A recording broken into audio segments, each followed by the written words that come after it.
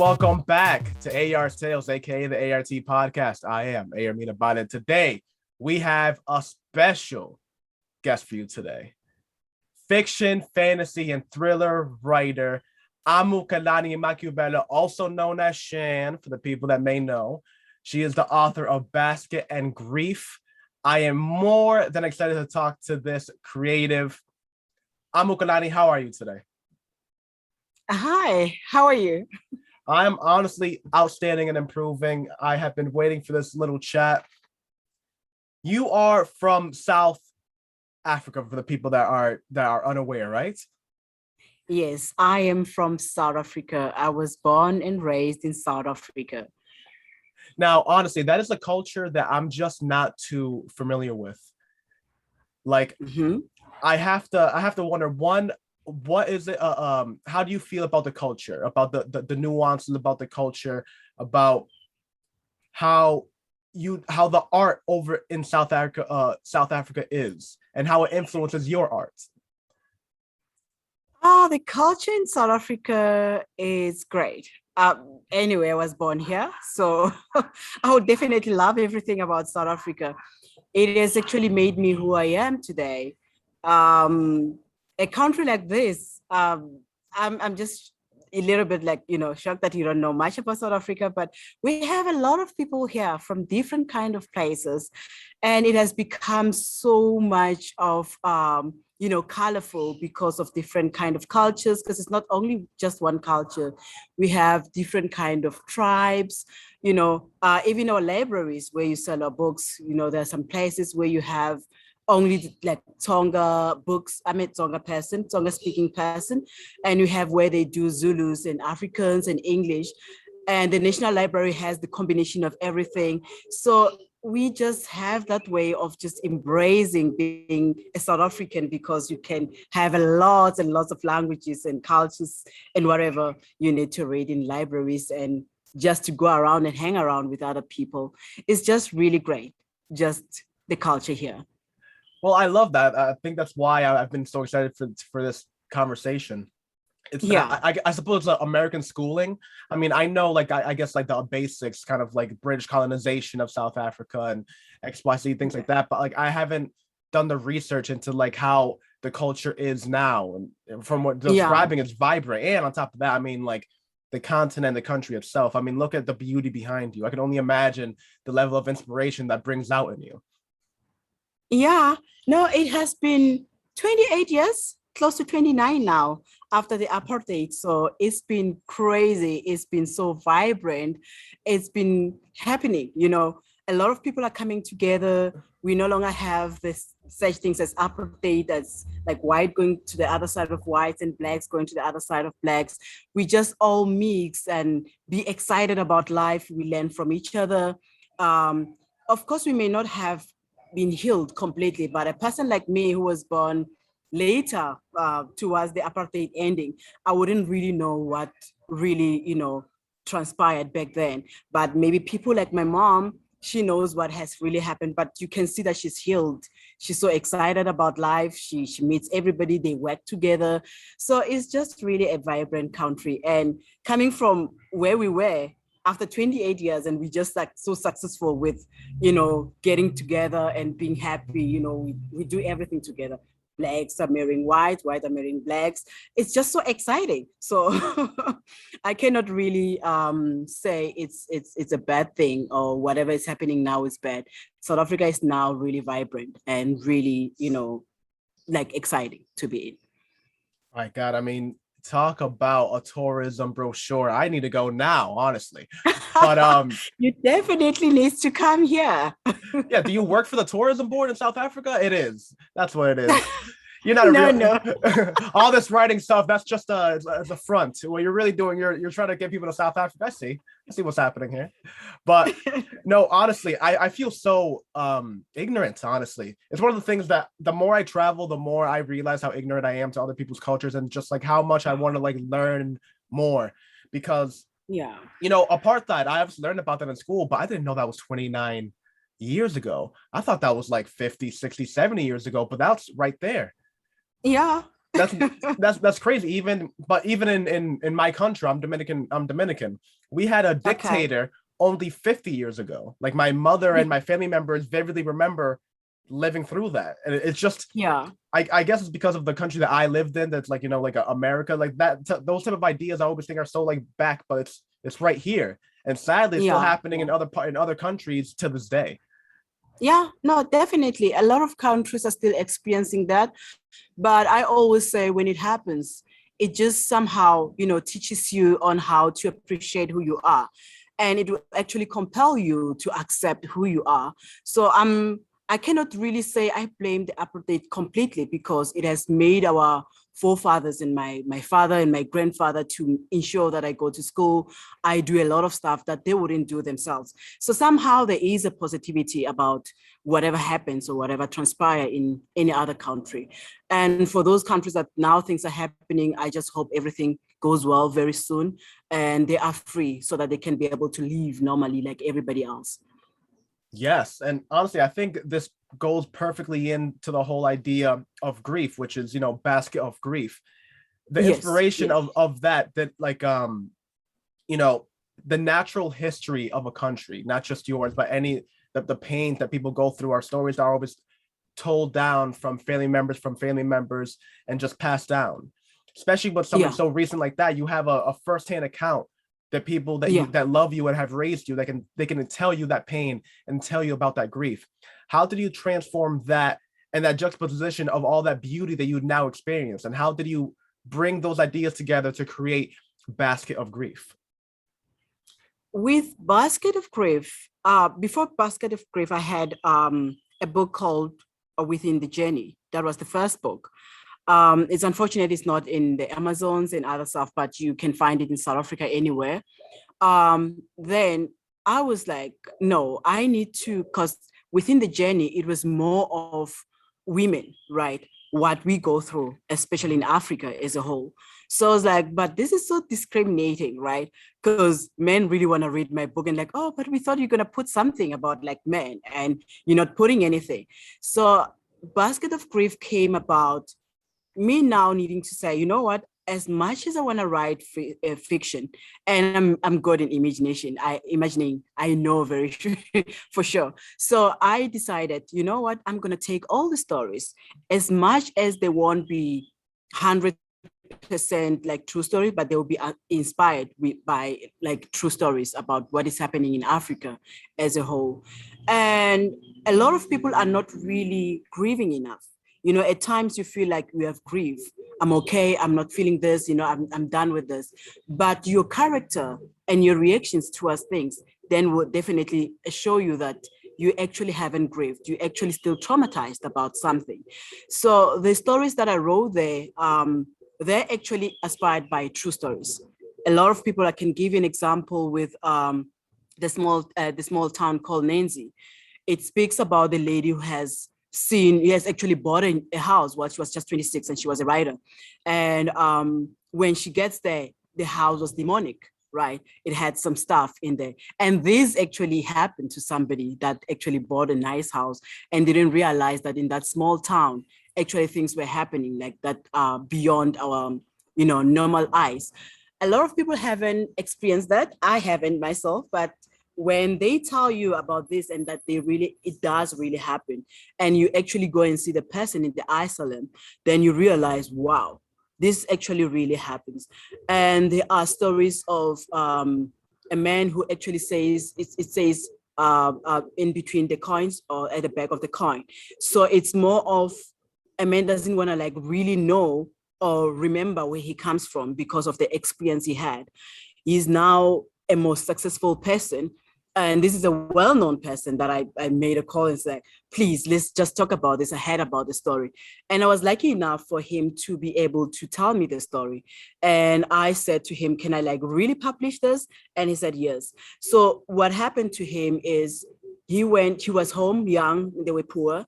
And somebody was richer than them or better than them then wanted to marry the sister. Unfortunately, the sister was raped and killed few days before she could get married. Then they wanted the money back, right, for the diary, or what we call lobola here in South Africa. And Then, because they couldn't provide the money, then they wanted him to, be intimate with their son. One of their sons was hiding that he's gay. Then he ran away from that. That was the only option. Then he ran away. He worked hard. And then years after, he was very successful. So he's this tough person in the office and his companies, but behind the closed doors is really a broken someone who hasn't actually dealt with the issue, because he only just came back home a few years back, just like less than 5 years back, to deal with all the things. So there is actually grief that a lot of people, especially in Africa, because they say, you strong, you can do this. You don't need to cry about this. It happens to many people. You should be lucky you're still alive. You should be lucky you're eating today. So you put that in mind that, oh, at least I'm lucky I'm awake today. I have something to eat. But have you dealt with your grief? A lot of people don't deal with their grief. They just walking cops and there's nothing that we can do about it. Some people will tell you, when you tell them, can't you go to a psychology or something? They'll tell you, I'd rather use the money to buy food than to go and sit with somebody who's going to listen to me. So it shows that there are bigger problems than, dealing with your mental state. So Basket of Grief was a way of showing people that you can definitely deal with this. So once you heal, you're able to move forward and be able to do things that are amazing. I mean, we all meet challenges, right? I mean, like all over the world, people meet challenges, but you have a way of dealing with this so that you can be able to go forward or move forward for a better life. If it happens, like if you don't deal with it, mostly mostly repeating, it can repeat itself because you haven't dealt with it. So why I say this, there is one story there that talks about a lady who was born and who was just not having anyone. And she lived in the streets for a very long time. And later on, she finds out that the father of the man that she got married to was actually the father who used to come to the madam that she used to stay with. And she lost her virginity around 10 years, 11 years. So these are the things that actually happens in most parts of Africa. I cannot say South Africa because you just hear the stories, but you haven't met the people. But this is the person in another part of Africa who explained the story and say, this has happened to me. I might be married today and be happy with the kids and my husband, but this has happened to me. My previous father-in-law was the person who broke my virginity when I was 10 and 11. Then now I meet him years later when I'm married to, the husband. And that's when now you realize a lot of people are going through hell. It may not be seen as hell, but I mean, just imagine thinking the person that you're happy with, you have kids with, the father is actually the person who actually raped you. So it's actually those stories. I know when people hear about basket of grief, it's like, I don't want to hear that. Grief always, I don't want to hear about grief. I just want to be happy. But the thing is, you want to be happy because you have never met what other people have, right? And other people are really hoping to just read a story that is similar to them so that they can see on how to actually move forward from there. So it's not always about being happy. Sometimes you need to go through to the core or to the buttons that people don't want to press. You go in there so that you can be able to heal. I don't know if that answers your questions, but a few more people who have read this book, they've actually called, those who know me, they call and say, you have hit home. And I'm like, what are you talking about? They're like, you have hit home. This is actually things that are happening and we're afraid to talk about them. Because you wake up in the morning, something has happened to you, you're not sure what really happened. You're not sure whether to say it to people because they'll tell you it's not real, it's in your mind. And then other people will be like, oh, if you say something like that about your husband, what are people going to say about this? So this book has helped a lot of people to report cases about rape. They have report cases about abuse, because at the end of this, there's always just that one paragraph where I give a motivation and say, please, if there is something like this, the only person, you need to come out of it. You need to find ways to, deal with it. It doesn't matter whether you need to just take it straight to the police. If you feel like you won't get help, there's so many places where you can get help, right? So it also encourages women and men as well, because we always say men don't have any problems, they're strong, they can fight things. But it also helps with men to say they're also human beings. If you find out that your wife was raped by your father years ago, that would be trauma. And you may need help from that. So also men has to come out and talk about things. There are stories such as where the parents are not happy about their kids being gays and so on, or lesbians and so on. And such kind of things, they do happen. Some of them are medical, that a parent cannot do anything. So it's not only about the people who are coming out, also the parents who needs to be taught that you may have given birth to a male, but they may not have the feelings to feel in that way, and you need to accept it and find ways to reason with them. So there are a lot of stories when you read Basket of Grief, but what I like about it, it hits home. So I have actually started in that way, that it hits home. It goes straight to where you don't want to talk about the stories you don't want to touch, based on. My God, what an answer.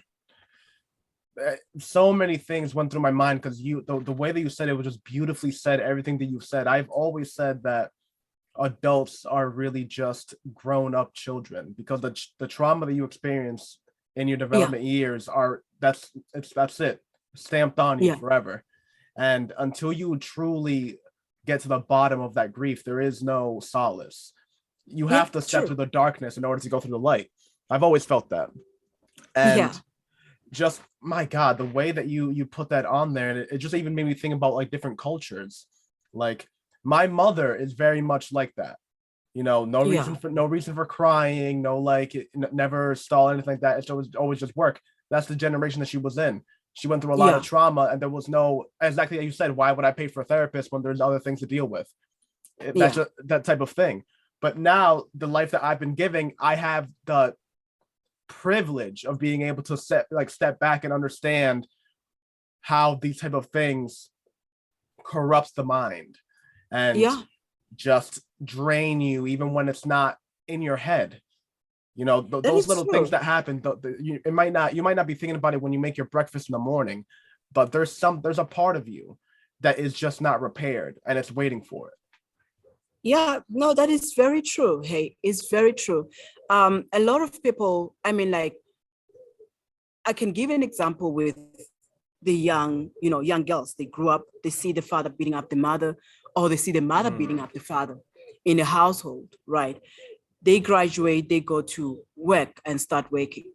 It's either they become bullies or they become victims, right? So these people, it's either they would want to beat up someone always in order to correct something or to make a decision or to be heard, or they rather be victims because they have seen how the father could not talk back or the mother could not talk back. So such little things that we think, oh, it's easier to just raise your kid, just live, just like do whatever, beat them, you need to discipline them, you need to do that. Kids really takes that. You beat him up or you beat her up in order to correct something. When they grow, that's the same thing. When they have a girlfriend, they beat the girlfriend up in order for the girlfriend to understand the decision that they've taken, or to be heard, or to be respected. If somebody else cheats in a home, the mother, the father, and they come back, I've done this, oh, thank God we have done this to get this money. Even if the kid is so educated, wherever they will be working, unnecessarily so, they will repeat the same thing, because they will be taking things. I want to do this because my mom did it, she was never caught, or my dad did this and he was never caught. So it grows within you. Everything that happens in a daily basis, it can be a trauma or it can build you up, right? So it depends on what you go through in a day. I had my first job, I felt like it was trauma for me. So every job where I used to go and work, I used to defend myself before things happened. Because where I was, every time the person who didn't deal with their problems back then, they had to always bring it to me, right? Then when I went to the next job, I didn't realize that those they didn't have, they had trauma. I'm now protecting myself to this new manager I'm working with. Whereas the manager I'm working with now had no trauma at all. Now they see me as a person who's crazy, right? Because I also haven't dealt with the trauma back then. So this thing actually goes round and round if you don't deal with anything you make. in each and every day. You meet a person, they're shouting at you, drive well. And you become angry, you get to work. You tell your assistant, I said I need tea. The assistant doesn't understand why you're angry. Now she transferred it to the person who makes tea. But I asked you a long time ago that my manager needs tea. Yeah. So little things like that makes trauma, but we don't really realize it. We think it's just a simple thing. Oh no, I asked for tea. And then she comes, oh, I'm sorry about how I shouted earlier. But she's not going back to the person who makes tea and say, I'm sorry, I have shouted at you. The person goes back home. And now look at a kid who's drinking coffee or something and wasting it. Is like, I'm working very hard. Every day I meet difficult customers, why are you wasting that? I'm doing this for you. The kid has no idea what happened in that day throughout the day. Now the kid takes it to school and then do it to another kid. Now he becomes a bully, and there's a teacher who's doing, so the whole world needs to heal. And for us to heal, we need to go back and hit that button that we don't want to talk about. If you were raped, talk about it. Have a way of explaining things, because now you'll be protective over your daughter who just want to go out. She's 16. She just want to go out with a boyfriend. But because you were raped when you're 16, you close off doors. You don't want her to go out. You don't want anything because the trauma is still there. An uncle says, oh, come, let me hug you. And you're like, no, don't hug my daughter, because you were raped by an uncle and you never dealt with it. But you find the uncle of this girl is just as normal as ever. He doesn't want to do anything. But because you've got trauma, you see everything repeating backwards. So it's really important to deal with trauma and to grieve. No matter how difficult it is, you need to go back and revisit all your stories and cry if you need to, or talk to someone if you can. My God, I mean, just everything you're saying is just like so on the point. As your friend said, it hit home, because I see it all the time. It took me a while also to, like, I didn't have my father in my life growing up. And I remember if you would have asked me how I felt about it when I was 14, I would have told you that I can't miss what I never had. I would always say, I would get defensive over it. I'd be like, no, I don't even think about it. It's not in my head. It wasn't until like my early 20s that I realized the trauma that I had that I never addressed, the grief that I had that I never addressed about it, and how that ricochets into certain things. I mean, exactly how you said that, like, your trauma comes out in ways that other people don't even understand. Like, there are certain phrases or even like a certain way of saying something that when a person hears it, it brings back all this extra memories, and now they're yelling at you and you're just like, wait a minute, you're not mad about coffee. That's not what's going on here. True. You're not mad I left my shoes in the doorway at a certain angle. Like, there's something deeper here. And I think when you truly understand that thing, and like, I guess just be a little more reasonable. Like, when people yell at you, it's like, all right, obviously I'm not being yelled at because like, I left the sunroof open. There's something deeper here. And if you like if you step back and be like, all right, and you kind of work it both out, then I think it's like better. I just like that the way that you phrased it. It's basically, humans live in a huge ecosystem of emotions, and any little imbalances, it just ricochets throughout it. But I'm telling you. but the cool thing about it is that I've also seen it work in reverse. My friend's father, who was, due to lack of mine, was basically my surrogate father growing up. He would always say that you don't know the power of a smile. And there was one time that he dropped us off for school, and we were in middle school. And right when I got out the car, he was just like, he was like trying to make the point during their entire drive, but we weren't listening. And then right when we got out the car, he was just like, hey, say smile to that girl. And there was like a high schooler, pretty cute, obviously, like walking by. And I remember I just walked up and I guess it was just like the moment. I was just like, smile. And I did exactly what he told me. And I remember the girl just looked up at me weird for a minute and then smiled. And then she just kept on walking, and I that has never left my head. And I was like, humans have that power to just do that, to just, like, the same way that you can really ruin a person's day, you can also make it by simple things. True. Simple things. I went to the store a couple of days ago, and the person that was helping me out had like a very white and gray hair. My mother has the same haircut, and I immediately just told her, I love the haircut. My mother has the same thing. And you could see her go from like, oh, I hate my job, to like, hey, not bad. And believe me, that time you may have made that person happier and forget about what happened throughout the day, just because of saying one thing that is kind to another person. You know, I'm really happy that you see things in that way. No, like again, it's one of those things that, like, I guess I'm a man of science. It's one of those things I don't have to think about it. I literally just I see it. You can do your experiment at yourself. Just go, especially to like any like fast food place, because people at a fast food place always hate their life. Like, who wants to work in customer service like that?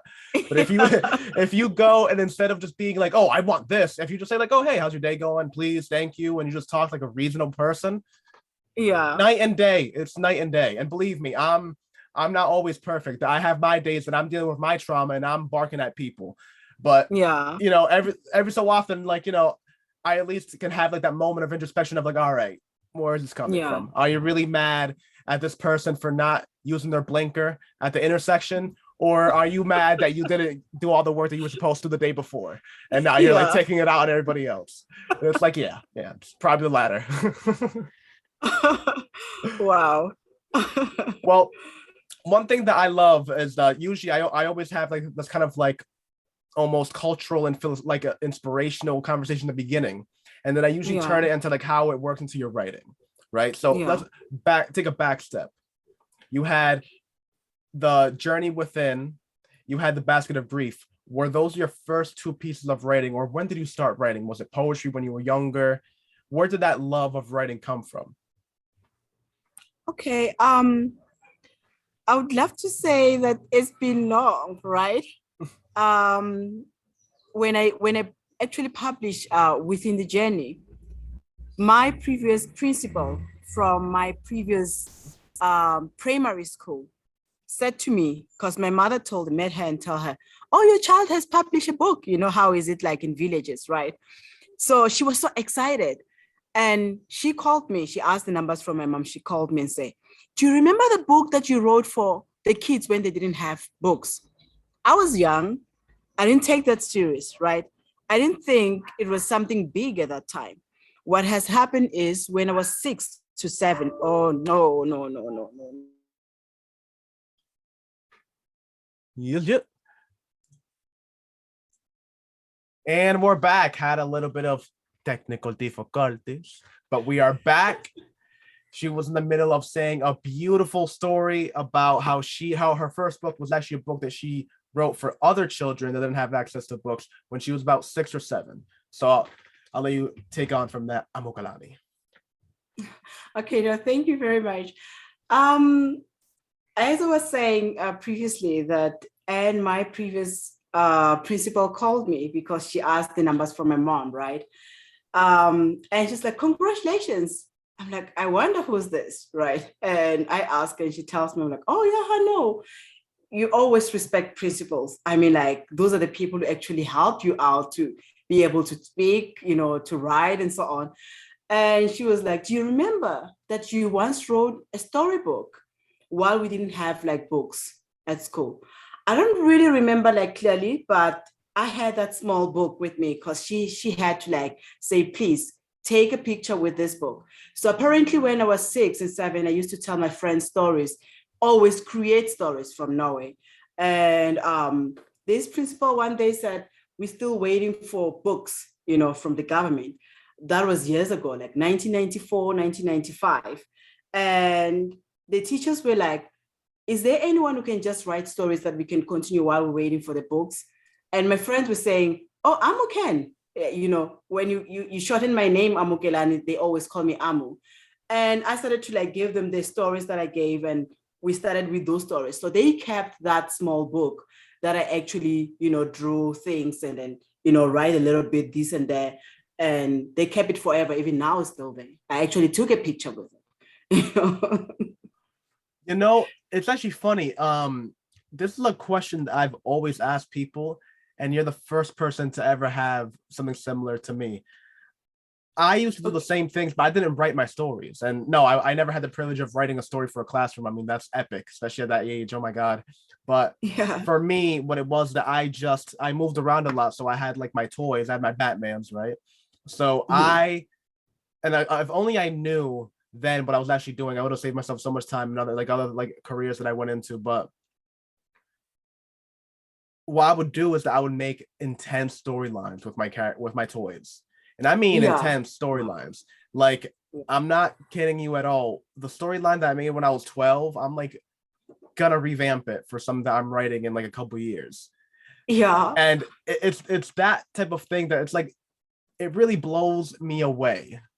Isn't it? The fact, like the creativity that you had as like a child, and it was boundless. I think that's why, like, sometimes you look back at it, like the stuff you did then, and like almost like with like a tear in your eye, like, oh, like, wow, that was not too bad, you know. Not no talent, you know, the talent hadn't developed yet. You know what I mean? Yeah. But like the raw core of it, it was there. There was something creative because it was boundless. You hadn't had this idea of someone saying you can't do this, you can't do that. That's not how a movie is. That's not how the TV show is. That's not how you're supposed to write. You just did it. There was no bound. There was no idea that I need to write this for a reader, or I need to do this for a career, so I need to make sure that, you know, I have a book deal or whatever. You just did it. And I honestly look back on those type of stories fondly. And just to hear that, it just immediately brought that sensation back to me. So I can only imagine the sensation that you got from being able to be there. And not only that, but to have people take your art in such a manner. My friend's child, my friend has a kid, and his kid is doing a book report on my book. Yeah, I just sent him like he sent me like a questionnaire. I just sent it back to him yesterday. Blew my mind.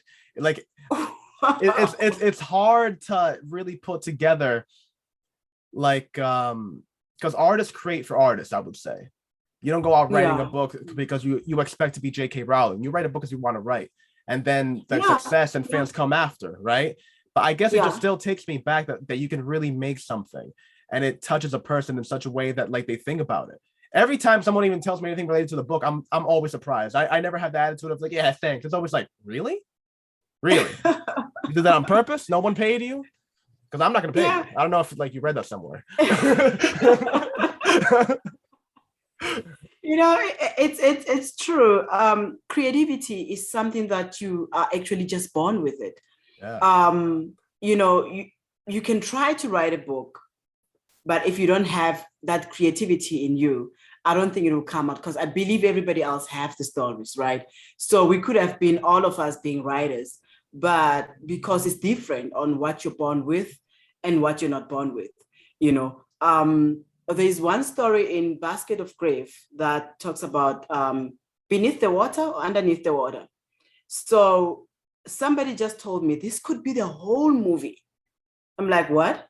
It's like, no, I've never like realized that under the water there could be some houses there, you know, that you like step on the water and so on and so on. So that story, everything was just out of the imagination, but with a little bit of what I've been told about what happens under the water, right? So I created a whole story and write it on how kids died at school when they were like 7, 8, and then somehow they were, you know, in between the world and this under the water, right? Then after some 7 days, the little girl was told to go and touch the mother in between her breast, which is the heart, to say, "Mommy, I can go now, just let me be." So she had to grow in 7 days under the water, become an 18-year-old lady. And now she was surprised of the house where she was. Everything that falls, she has to pick it up. Like they pick it up by themselves. She doesn't have to do anything. And she felt like it was really cool, right? So the other sisters that she actually died with, they were like doing other things that they were actually given by this lady who's the goddess under the water, right? And she was given a project that when she's 20, 21, she will have to come back to Earth.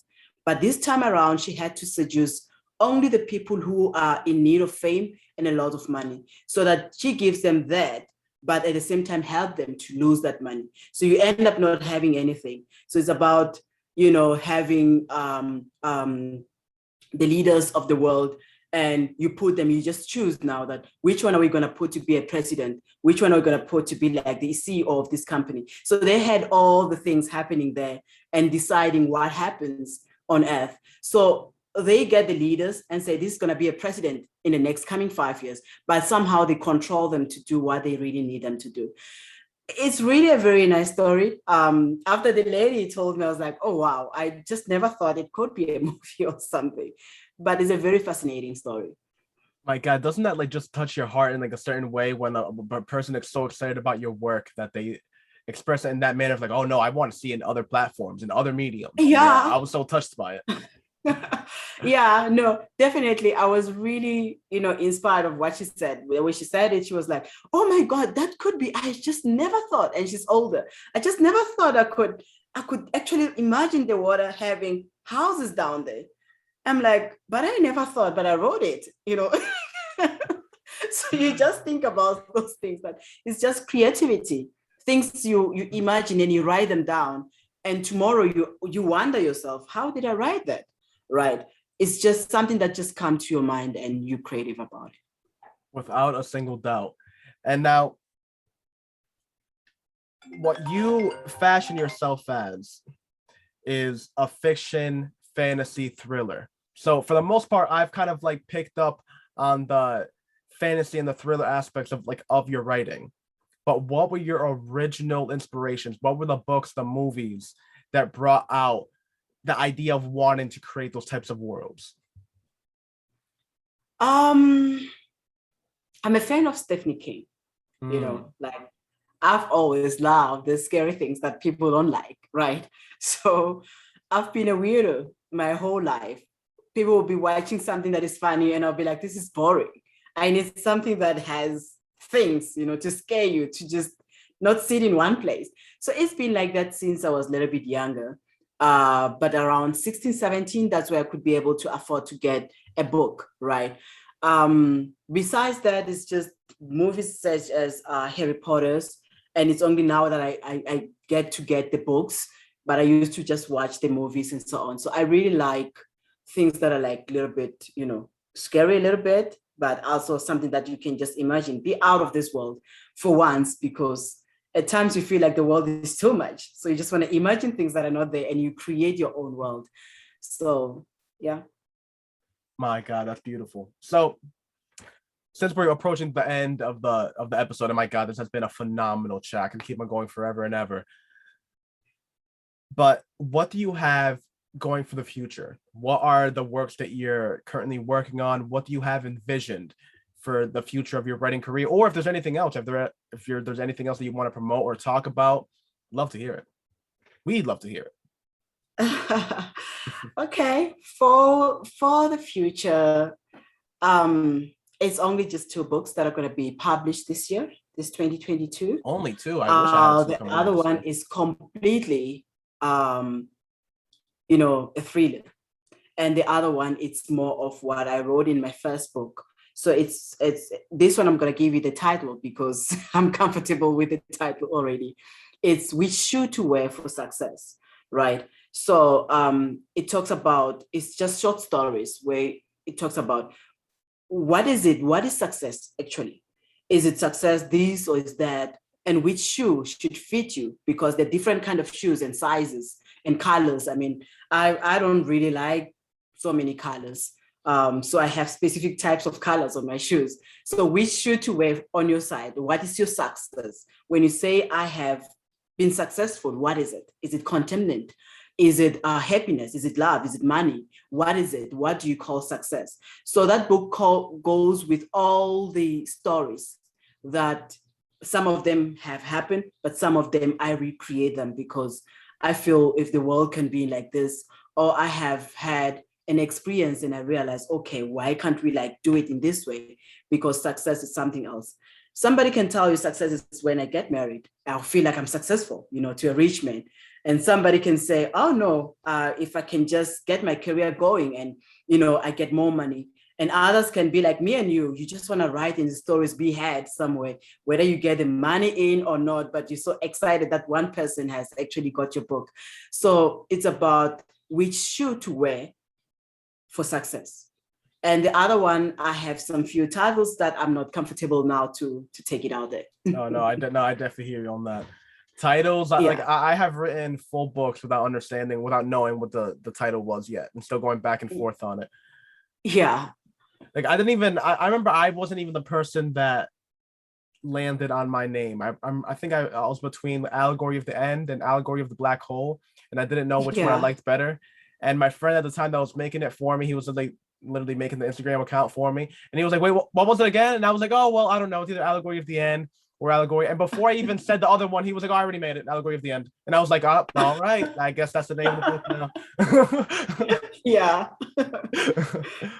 But honestly, I really don't believe in coincidences. I think that it was always going to be like that, and that little thing was just kind of like divine intervention, if you want to say it. Yeah. You know, just like something that like came. You know, I actually liked the way that you phrased the whole like paranormal thing that you from the story that you talked about in the beginning of the podcast. That it was just like there's certain like there's things going on that we just can't see. I mean, that is like the root of like a lot of science fiction. I mean, we have five senses. Who knows how many there are out there? Like, imagine you lived in a colony of deaf people and you never even knew of not being deaf. Like everyone around you was just deaf. Like that's what it was. You had four senses. That's what people have. Yeah. And then one day you met a person that could hear. That would blow your mind, right? Imagine if when that happens to us, that we meet something that can just perceive one more thing. It would completely change the landscape of how you view everything. Yeah, true. So again, this has just been a phenomenal talk. Like the whole like I'm just honestly, I'm so over. I want to go to South Africa so badly now. Honestly. Yeah. Just like the richness and culture. I truly believe that like that vibrant cultures like that are one of the best inspirations for writing. You know, I think that a lot of writers have like that like the beautiful like fantasy in their head of going around to different countries and sipping your coffee at a cafe and just writing about that country and that cultures. I mean, who wouldn't love doing that? Yeah. And I feel like South Africa is one of those places that just people, well, like I say people just because my immediate friend group, I mean, like no one that I know is going like, oh yeah, I'm going to South Africa. This like that's not a usual trip, but it needs to be. Yeah. It needs to be. Yeah. Like that's like everything I'm hearing is just gorgeous. I mean, even the trees in your backyard, it reminds me a lot of my country, honestly, of Dominican Republic. So I can only, and I bet the art is very colorful and vibrant, and like the dances and the festivals. No, I'm all about it. I'm all about it. I'm all about it. And I'm even more excited for your work because I know that same vibrancy and cultural appreciation and just appreciation for the self and the growth is translated in your writing. And I can see that here. And I hope the listeners have gotten that. So make sure to follow this woman next to me, Jesus. I mean, you already know Instagram and all social media links are going to be in the description, but also check out her Amazon page and you hit follow so that you get a notification anytime that she drops a new work. It is well worth it. Again, Amukelani, this has been an absolute pleasure. Thank you again for coming on, taking the time out to talk to me. If there's anything else that you want to promote or talk about, final thoughts.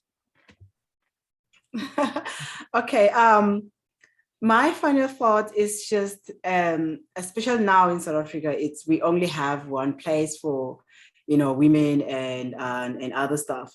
But I'm glad that now they've recreated the whole thing. So the whole year throughout, we talk about women power, women, young kids to be able to do things. So I'm just so excited. So I'm just gonna say, let's just have peace. I know in other countries, women have been empowered, but where they haven't been empowered, let's just help them out. Let us just be there for them and, help other people to grow as well. And the last final thought is that let's just grieve. There's no problem in grieving. There is no problem in grieving. Even if anybody else look at you somehow, they also have their own grief. So just grieve and heal so that we can move forward. Thank you. Beautifully said. And honestly, that South African accent just only accentuates it. It's perfect. It's perfect. It's beautiful. Again, this is the end of the podcast, A.R.'s Tales, aka the A.R.T podcast. I've been A.R. Amukelani Makhuvela, aka Sean, for the friends and fans that know her. Again, reach out, do what you can. It is well worth the chat and the conversation. This has been a great conversation. We will be with you again next week. Peace out.